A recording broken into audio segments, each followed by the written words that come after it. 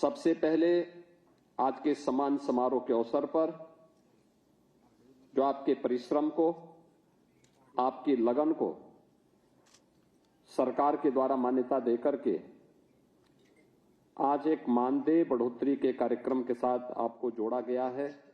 मैं इस अवसर पर आप सबको हृदय से बधाई देता हूं।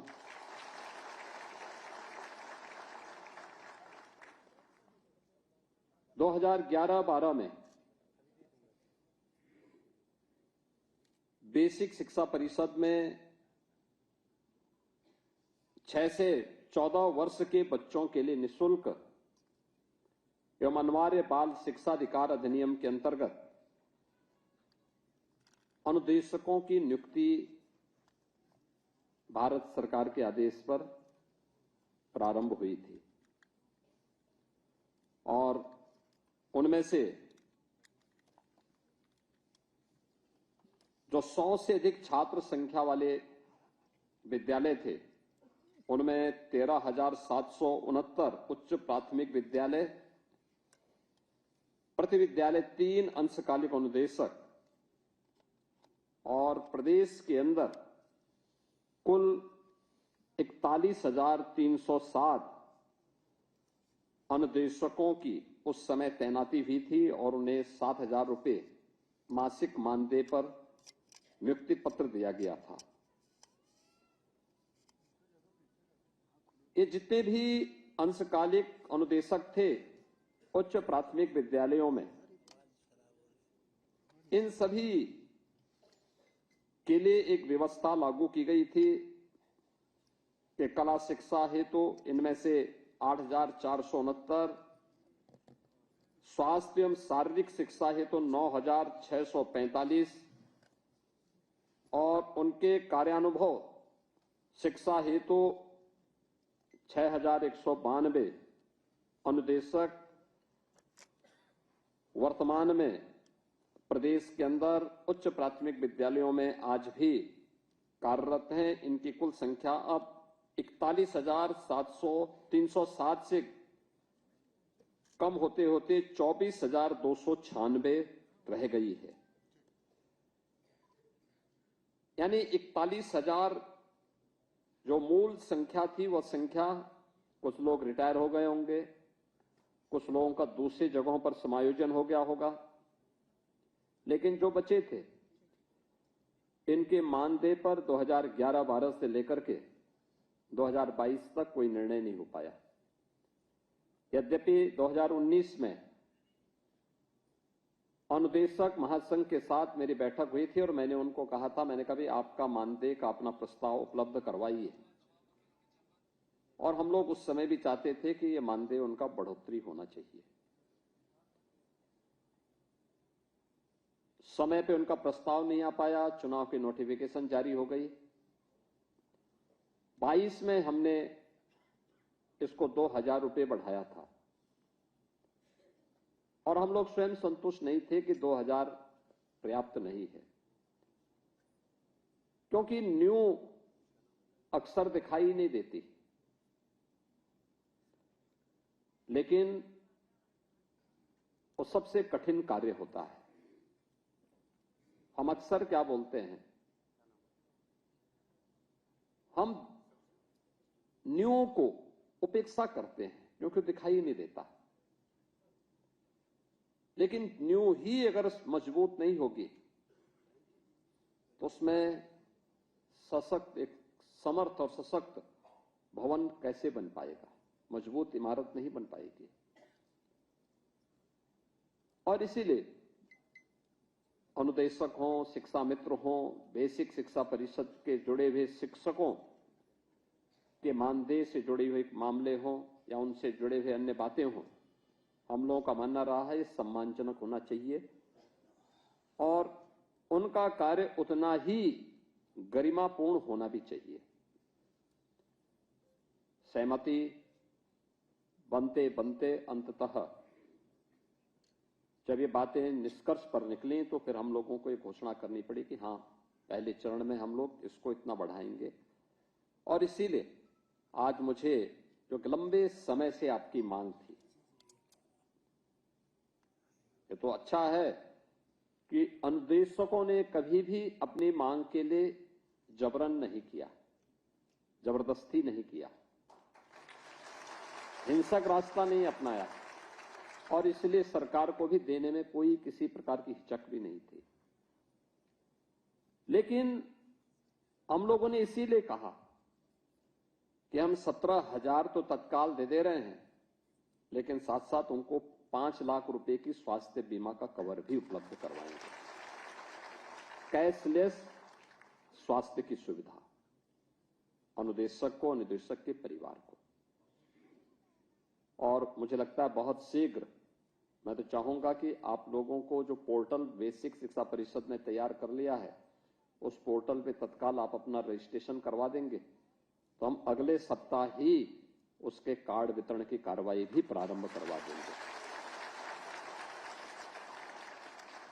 इसमें जितने भी हमारे शिक्षा मित्र हैं 1,43,000 के आसपास, उनको भी, और जितने भी 24,296 अनुदेशक हैं इनको भी, सभी प्रकार के शिक्षकों को, शिक्षणोत्तर कर्मचारियों को हम उनके साथ आच्छादित कर रहे हैं और ये आवश्यक भी है, क्योंकि जो भारत की इस नींव को मजबूत करने के लिए अपना योगदान दे रहा है, जिसका सहयोग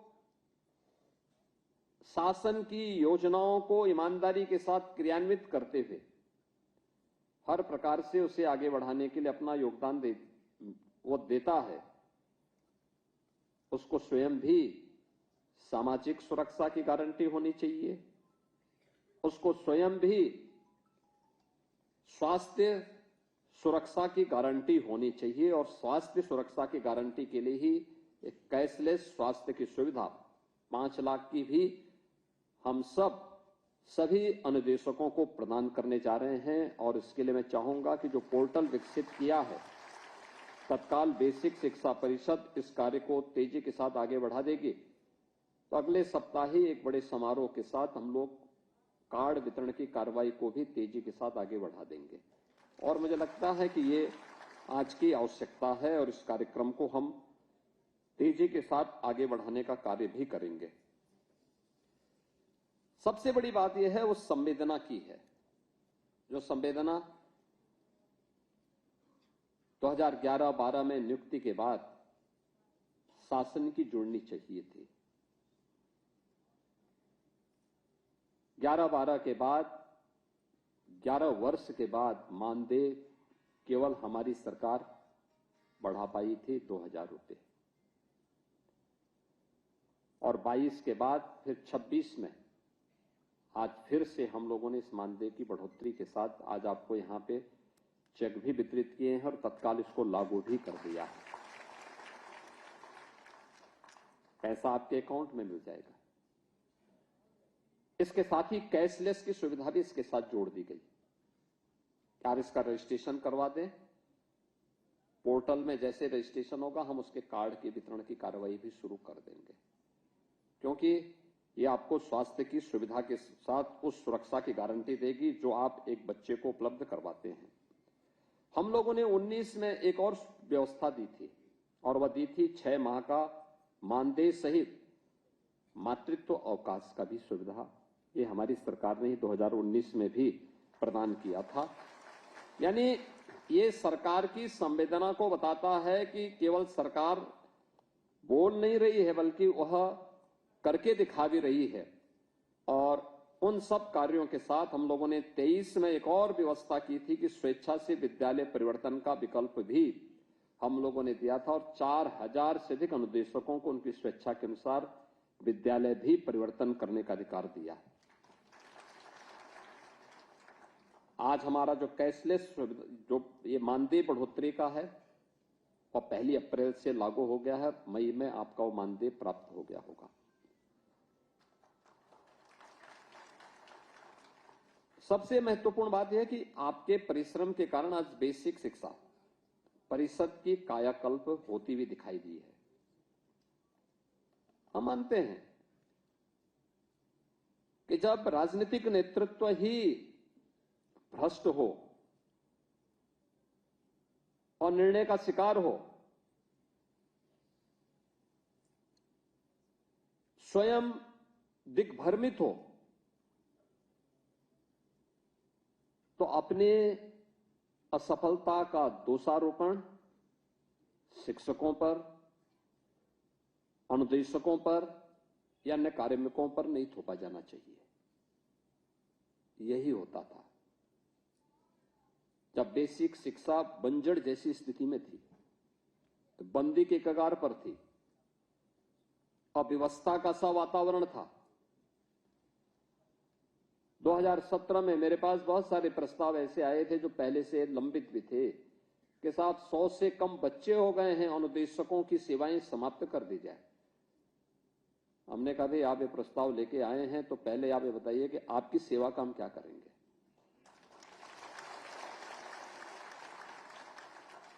भाई सरकार की कोई पॉलिसी नहीं थी उस समय तक, न नियत साफ थी न कोई नीति थी। कैसे बेसिक शिक्षा परिषद का उद्धार होता। और तब हम लोगों ने स्कूल चलो अभियान प्रारंभ किया था, ऑपरेशन कायाकल्प किया था। ऑपरेशन कायाकल्प के माध्यम से आज आप देखते होंगे बेसिक शिक्षा परिषद के विद्यालयों में संतृप्तिकरण का जो लक्ष्य हमारा था, हम कह सकते हैं 96% विद्यालय ऐसे हैं जहां पर वे सभी प्रकार की बुनियादी सुविधाएं उन विद्यालयों में आज उपलब्ध हो रही हैं जो एक छात्र के लिए आवश्यक थी, एक शिक्षक की दृष्टि से भी महत्वपूर्ण थी और उस विद्यालय को प्रतिस्पर्धा के योग्य बनाने के लिए भी आवश्यक थी और ड्रॉप आउट रेट को कंट्रोल करने की दृष्टि से भी आवश्यक था। ऑपरेशन कायाकल्प नीति आयोग ने एक सक्सेस स्टोरी के रूप में भी देश के सामने प्रस्तुत किया। यूपी से प्रारंभ हुआ था। आप सभी के बेसिक शिक्षा परिषद के शिक्षकों, शिक्षा मित्रों, अनुदेशकों, इन सबके प्रयासों का वो परिणाम था, उसकी सफलता। बच्चों की संख्या बढ़ी है। बेसिक शिक्षा परिषद में खेलकूद की गतिविधियां बढ़ी हैं, कला के प्रति, शारीरिक स्वास्थ्य के प्रति, अन्य एक्टिविटीज को भी तेजी के साथ आगे बढ़ाने में मदद मिली है। और उसी जब साफ नियत से कोई सरकार कार्य करती है, स्पष्ट नीति हो, तो परिणाम आने में देर नहीं लगती। वह परिणाम आज हम सबको देखने को मिल रहा है। और मैं इस बात को अक्सर देखता हूं कि प्रदेश के अंदर जो ड्रॉप आउट रेट था लगभग 17-18% के आसपास था। यानी 100 में से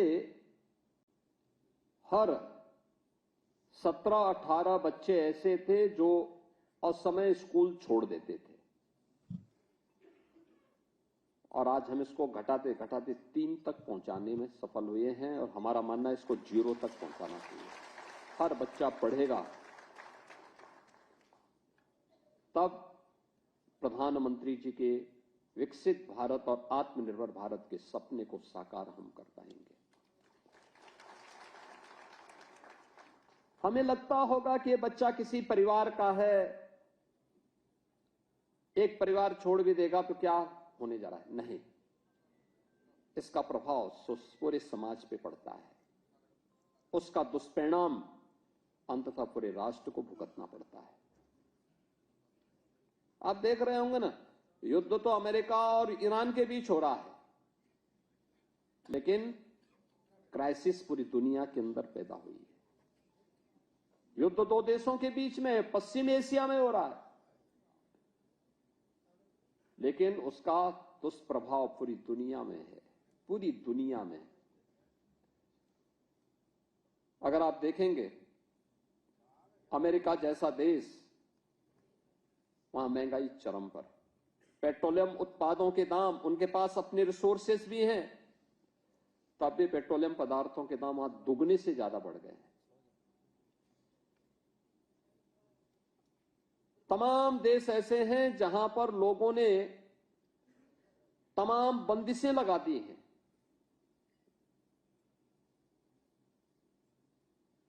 भारत के अंदर हमारे पास यशस्वी नेतृत्व प्रधानमंत्री मोदी जी के रूप में है, जिन्होंने अपने स्तर पर, अपने दम पर, अपने बल पर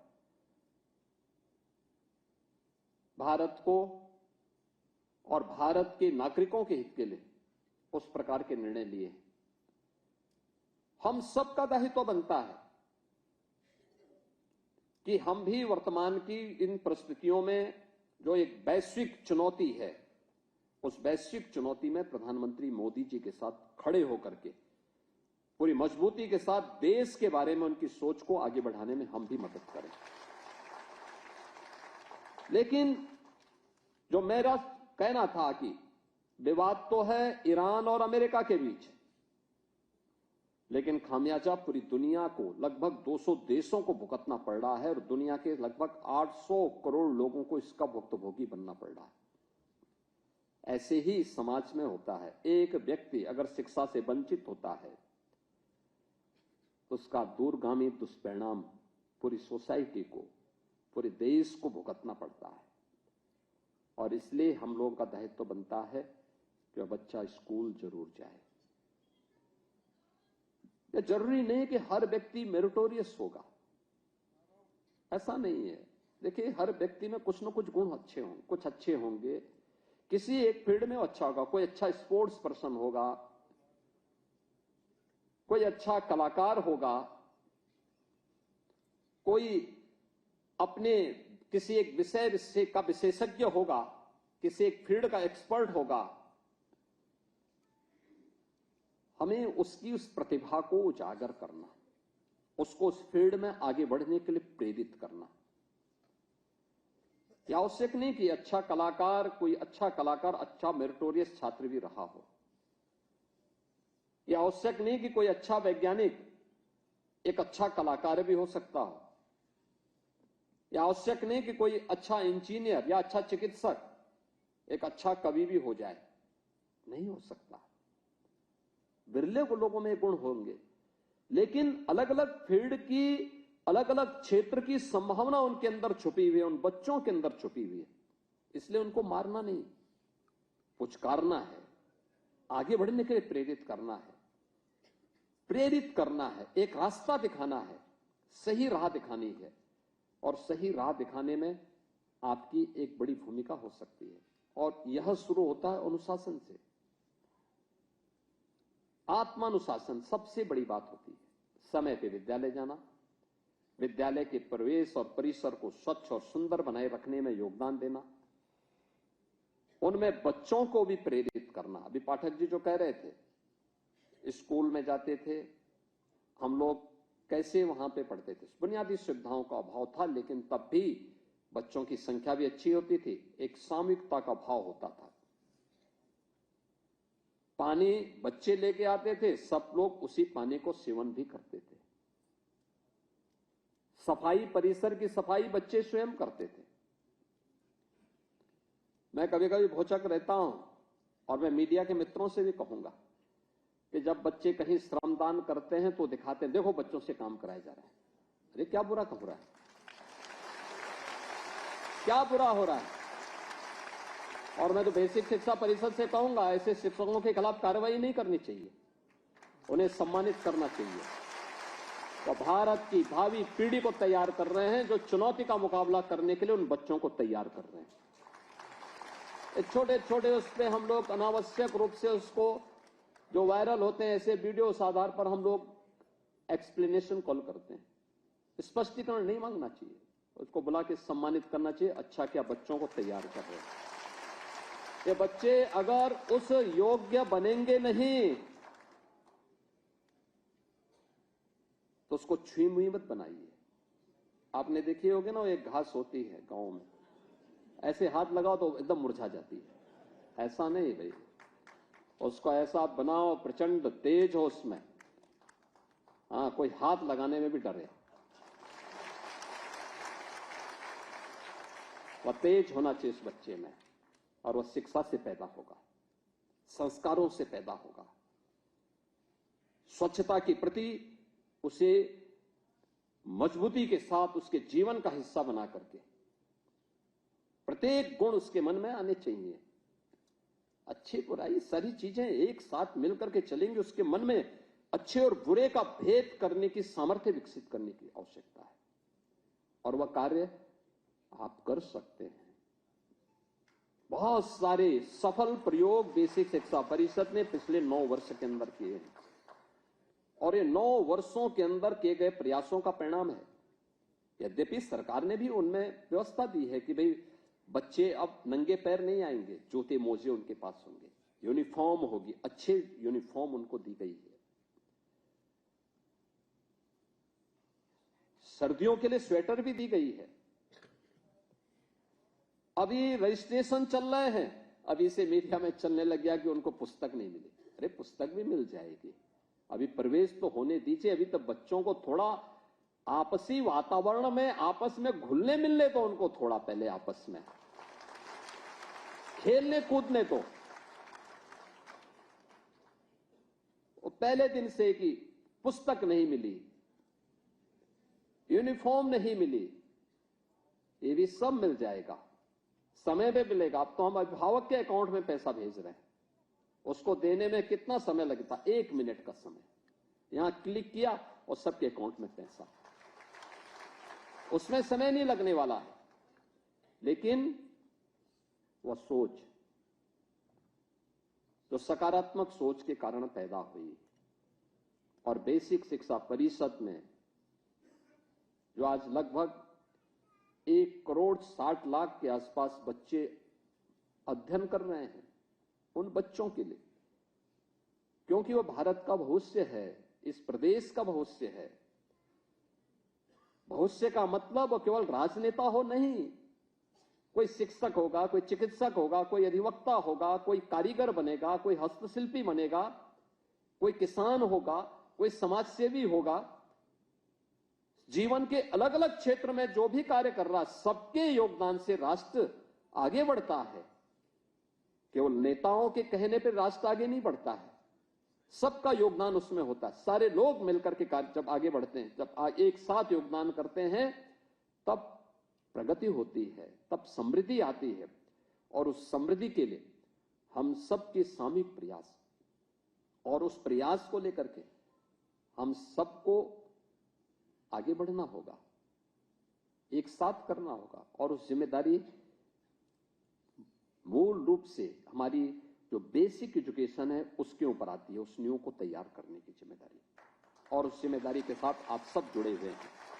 मुझे प्रसन्नता है कि अच्छा उसके परिणाम सामने आए हैं, बहुत अच्छी स्थिति पैदा हुई है। हम लोगों ने अब तो स्कूल के कुछ नए मॉडल भी देने प्रारंभ किए हैं, जो बेसिक शिक्षा परिषद के बेसिक के मंत्री बोल रहे थे। उन्होंने कहा किस प्रकार से, यानी हम लोगों ने स्कूल के मॉडल, हम लोगों ने पहले श्रम और सेवा योजना से निराश्रित बच्चों के लिए और श्रमिकों के बच्चों के लिए पहले अटल आवासीय विद्यालय बनाए 18। आप देखेंगे कभी वर्ल्ड क्लास इंफ्रास्ट्रक्चर से युक्त विद्यालय हैं, बहुत अच्छे विद्यालय बने हैं। 18,000 बच्चे वहां पर एक साथ अध्ययन कर सकते हैं उन 18 विद्यालयों में। उनके लॉजिंग फूडिंग के सारा खर्चा सरकार उठा रही है। अब हम लोगों ने, ये तो रेजिडेंशियल विद्यालय हैं, उसी तर्ज पर हम लोगों ने हर जनपद में 2-2 विद्यालय, लेकिन ये डे स्कूल होंगे। बच्चे अपने घर से आएंगे और स्कूल में उनको सारी सुविधाएं हम उपलब्ध करवाएंगे, और एक ही कैंपस में प्री प्राइमरी से लेकर के 12वीं तक की शिक्षा हम उन बच्चों को देने जा रहे हैं। वहां पे सभी प्रकार की फैकल्टी होगी, स्पोर्ट्स की भी होगी, हर प्रकार की एक्टिविटीज को वहां आगे बढ़ाने के लिए, स्किल डेवलपमेंट के कार्यक्रम के साथ भी उसको जोड़ने के लिए वहां पर सरकार कार्य करेगी। और इसके लिए मुख्यमंत्री कंपोजिट विद्यालय के रूप में हर जनपद में 2-2 विद्यालय गत वर्ष हमने स्वीकृत किए थे, इस वर्ष भी हम लोगों ने स्वीकृत किए हैं। कस्तूरबा गांधी विद्यालय के बारे में मंत्री जी कह रहे थे, कुल 746 थी, 8वीं तक चलती थी। हमने पहले चरण में उसको 12वीं तक किया। गरीब परिवारों की बेटियां, मैं भी देख रहा था सक्सेस स्टोरी में। कस्तूरबा गांधी में जिन बच्चियों ने पढ़ाई की है, वे बच्चियां आज जीवन के अलग अलग क्षेत्र में अपनी सेवाएं दे रहे हैं। और उनकी सक्सेस स्टोरी भी मैं देख रहा था अभी यहां पे। भाई शिक्षक एक मार्गदर्शक होता है, वो राह दिखाएगा, बाकी बच्चे को अपनी मेहनत से आगे बढ़ना है और उस राह को दिखाने के लिए आपकी बड़ी भूमिका उसमें बेसिक शिक्षा परिषद के साथ मिलकर के आगे बढ़ाने में एक बड़ी भूमिका आपकी है उसमें। और उन विद्यालयों को आगे बढ़ाने के कार्यक्रम को अब हम लोगों ने उसको 12वीं तक करने के साथ साथ ये भी सुनिश्चित किया है। कुल 825 विकास खंड हैं, सभी 825 विकास खंड में एक एक कस्तूरबा गांधी विद्यालय की स्थापना के लिए धनराशि ऑलरेडी बेसिक शिक्षा परिषद को दी है और बेसिक शिक्षा परिषद ने उस कार्यक्रम को भी आगे बढ़ाना प्रारंभ कर दिया है। बहुत सारे कार्य आगे बढ़े हैं। भारत सरकार के द्वारा बेसिक शिक्षा परिषद की गुणवत्ता को आगे बढ़ाने में जो भी पैरामीटर तय किए गए हैं उन सभी को प्रभावी ढंग से लागू करने का प्रयास हो रहा है। मैं आज के इस अवसर पर आप सबको बधाई देता हूं और हम लोग प्रयास कर रहे हैं। अभी हम लोगों ने इस वर्ष बेसिक शिक्षा परिषद में यानी शिक्षा आयोग का गठन भी किया है जो सभी प्रकार की शिक्षा के लिए शिक्षकों का चयन भी कर रहा है।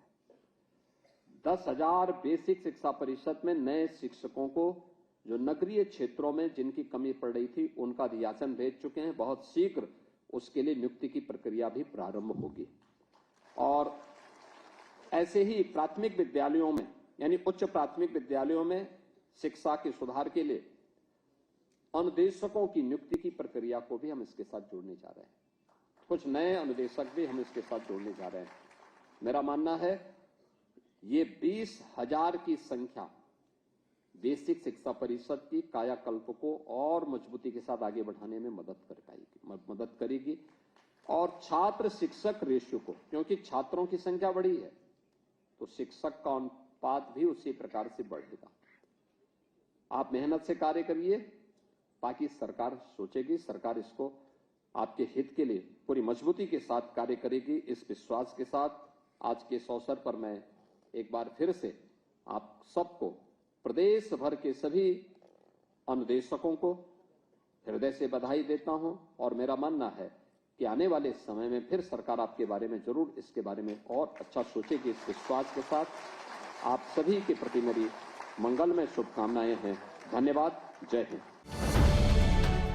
अब से डीडी फ्री डिश की चैनल नंबर 57 पर देखिए न्यूज नेशन।